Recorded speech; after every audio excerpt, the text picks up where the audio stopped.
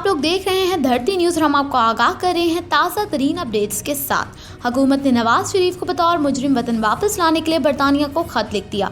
वज़ीर ख़ारजा शाह महमूद कुरैशी ने नवाज शरीफ के हवाले से बरतानवी हुकूमत को लिखे गए खत की तस्दीक कर दी।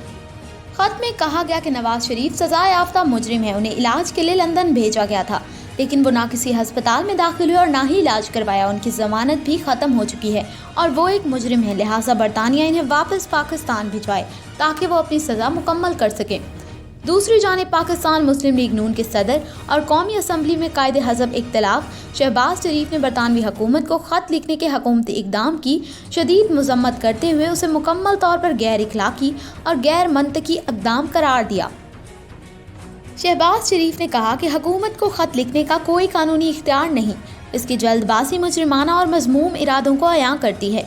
नवाज शरीफ को इस्लामाबाद हाई कोर्ट ने 8 हफ्ते की ज़मानत दी थी, जिसमें तौसीक़ के लिए हुकूमत से रुजू करने का कहा था, जिसने तौसीक़ की दरख्वास्त मुस्तरद कर दी, लेकिन अदालती हुक्म था कि हुकूमत के किसी इक़दाम पर दोबारा अदालत से रुजू कर सकते हैं, लिहाजा हम अदालत से रुजू का हक़ इस्तेमाल करेंगे।